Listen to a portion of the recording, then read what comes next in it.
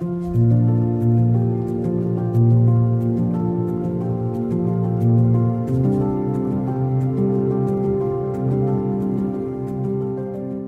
that's a great question. So in undergrad, I was both an English major and of course I was pre-med, right? Because that was expected of me. And while I was working on my major, I did an English honors project, which was actually a health humanities project. It was a thesis on the American poet William Carlos Williams, who was actually a doctor as well. And so kind of seeing how his medical practice influenced his literary practice and vice versa. So, I was already in undergrad interested in that intersection, right, of medicine and literature, and at that time, health humanities as a field was pretty nascent, but I was right on the cusp of it. So at that point, I decided that actually, I would like to pursue further education in this field, and then there's only a handful of master's programs in the country. So there's the one that I went to, which is at Northwestern, the MA in Medical Humanities and Bioethics. There is, I believe, UT Austin just started their own. That was a few years ago. And I believe there's one at, I think, Vanderbilt. I'm not really sure. But yeah, there was just a handful of master's programs, and I was fortunate to get into the one in Northwestern. And so, but even when I was doing my master's there, I was applying both to medical schools and to PhDs in English. And that year, I didn't get into any medical schools, and I did get into one English PhD program, which was the one in Michigan. And then I had to do an inventory. I had to kind of do this reflection on what do I really want. And it had been in front of me all along, which was that the biomedical model of illness was not as interesting to me. I was not interested in practice, I was interested in theory, right? And so the literary, philosophical, sociological perspectives on health and illness and disability.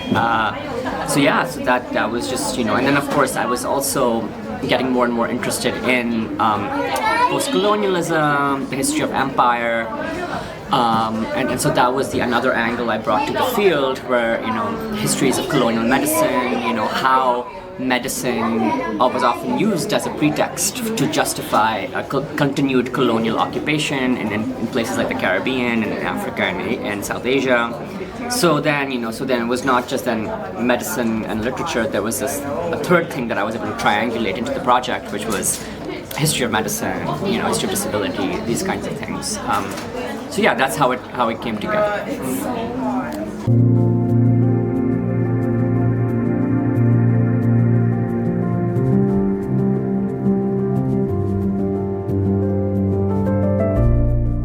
That's an excellent question, and this, I think, speaks a little bit to what I gestured to earlier before the interview portion of this meeting, when I was saying that my creative process or creative work informs my scholarly work and vice versa, right? And so particularly while I was thinking about the parasite as an organizing metaphor for my dissertation, I also wanted to do something else with it, right? And there were all of these other ways in which I could deploy the parasite, which I couldn't necessarily do in the dissertation itself. And so then I had to use a creative outlet. And so as you will notice in that essay, I've used that structure of the how-to, right? And so step 1, step 2, step 3. I think for me, while I was, reading all these primary and secondary sources on infectious disease, on parasitism, there was something in it that seemed somewhat familiar, because, when you think about the parasite, it's a spatial metaphor, right? That it's something or someone that exists outside the boundary, right? And so they're not always accepted; they're always an outsider. And I saw some interesting commonalities between the immigrant as such and the parasite. And of course, if you look into the history, when South Asian immigrants first started coming to the United States, a lot of them would be at these immigration stations being examined for hookworm, right? And so Nayan Shah, in one of his books, he actually makes that very same argument that, these immigrants were not just biologically and literally riddled with parasites, but they were also social parasites in the sense that if they were disabled, then they would be a burden on the resources of the country, right? So there was these many ways in which then, and particularly in that essay when I describe being afflicted with the fungal pneumonia, which was a result of chemotherapy, right? So then that was sort of my own personal connection to what Nayan Shah was saying, right, of the biological parasite. But then there was these ways in which I always felt somewhat excluded, somewhat not a part of the social fabric of this country as an immigrant, especially a Muslim immigrant. And then, then the parasite just became this metaphor with so many different connotations, which the dissertation itself could not hold, right? And so I needed that extra creative outlet to explore those.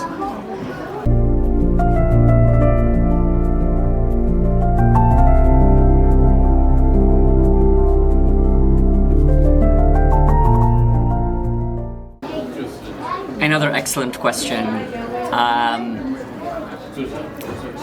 Particularly in relation to that essay, and that was one of the very first creative nonfiction essays I wrote. So at that point, I think my creative process was still very much in the early stages. I don't think I've even now perfected the art of the essay as such, but at that time I was nonfiction editor at Michigan Quarterly Review, and the kinds of essays I was reading there, they provided me a model for how to connect the personal to the political, right, and to the historical. And that was also informed by my reading of postcolonial theory, where, one of the main contentions is that empire is not over, colonialism is not over. We continue to live with the after effects, or what Saidiya Hartman would call the afterlives, what Christina Sharp would call in the wake of empire and slavery, all these ideas. And so I wanted to think of nausea as a condition, not just as a biological condition, but as a political condition, really, a historical condition, something that haunts, right? So if you're thinking of it in Derrida's, conception of hauntology, and I mentioned the Gora Kabristan, I mentioned the kind of, the ghosts of the colonizers emerging, and so thinking of these other etiologies, right? So the nausea then being not just from anxiety disorder or from chemotherapy or whatnot, but then, thinking otherwise about what could have caused the nausea, and I thought that sort of speculative thinking was kind of fun to bring together the historical and sort of seeing how history informs the present in this very embodied and visceral way, right?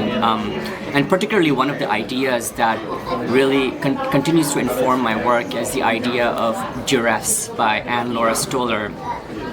It's from a 2016 book in which she says that there's a certain durability is her work, right? That persists even after formal decolonization, and that durability can be seen in all kinds of colonial infrastructure, and so for her, that durability is another way to examine what's been called the aftermath, the afterlives of colonialism, and for me, then the nausea was kind of that duress, right, of that historical experience.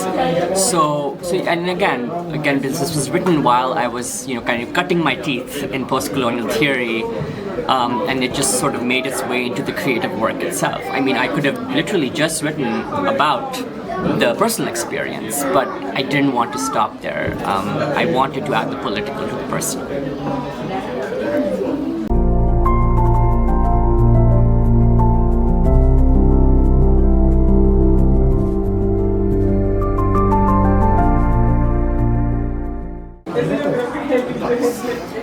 Yeah,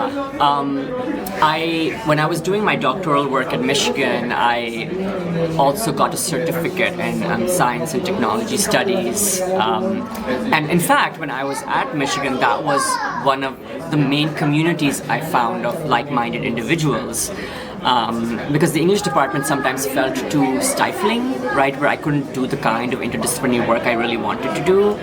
And so I was very, very fortunate to get to work with especially medical anthropologists. And so I took classes with people like Elizabeth Roberts and Scott Stonington, and that sort of the involvement and reading of medical anthropology is also, and the history of medicine really informed the work I was doing on literature.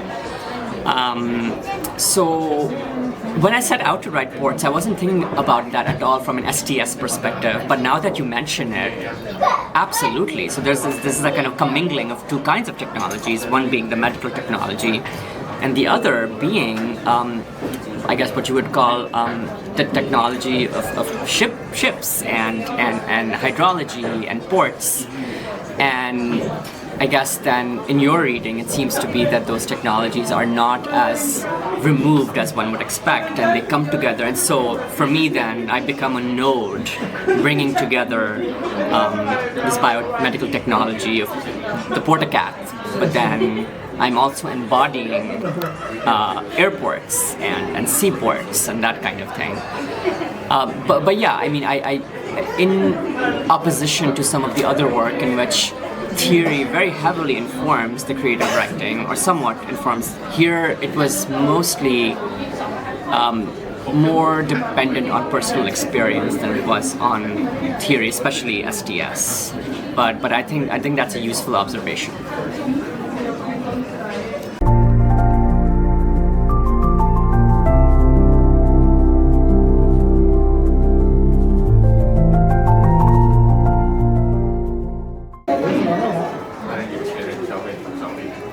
Yes, I feel for that healing as a word and a concept is a lot more generative and useful than cure, perhaps. And that's also, I think, coming from my reading of disability studies, where cure is a very contested term, right? And particularly because there's this assumption that the cure will take away your identity as a disabled individual.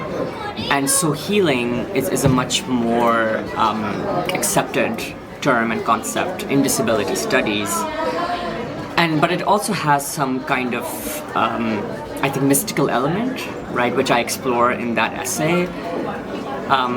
Faith healing, healing through other means. So it's not then just thinking about healing and cures from the perspective of Western biomedicine, but it's also indigenous modes of healing, faith healing, all of these different approaches. So when I was writing Uninvited Guests, for me then, again, the way I do with a lot of my essays is, they're all Janus-faced, is what I call them, right? So they're both looking in the past, right, and in the country that I left, Pakistan, and then in the future and the present in the country where I am, in the US, and then seeing how different pathologies or different disabilities are treated or conceptualized in those two different contexts. So with this one, and this Uninvited Guest being about mental illness, right, and I do think there's not a whole lot of infrastructure even now in Pakistan, and there's still a lot of stigma, especially for men, in being vulnerable and talking about their mental illnesses. And the experience I described in that essay was immensely formative for me, because when I look back at my life, there's two watershed moments. One is, of course, the migration to the United States and the ensuing cancer diagnosis. But the other one was actually that moment that I write about when I was 12 years old, and I had this 3-month-long bout of crying and depression. And which then, of course, and as I observe in that essay, I was not given psychiatric help, right? And it was more faith healing, going to mystics, and which part of me says that was not the effective thing to do, that I deserved actual psychiatric. But then when I find myself thinking that way, then I'm over. Am I thinking through the lens of a colonized subject, right? And so am I saying that Western psychiatric care is the only one with validity? And so what I wanted to do in that essay was bring together the psychiatric care that I did receive eventually in the US after the cancer diagnosis, and connecting that with the kinds of psychological care I received as a child. And so then, you know, and your question about healing, so sort of seeing how healing operates in those two different contexts and approaches. And since then, I don't know to what extent my thinking about healing has changed. I do think it can take a lot of different forms, but particularly in the realm of the psychological and the psychiatric, I do think that it's a stigma that needs to be addressed, particularly in Pakistan, but also in the Pakistani diaspora.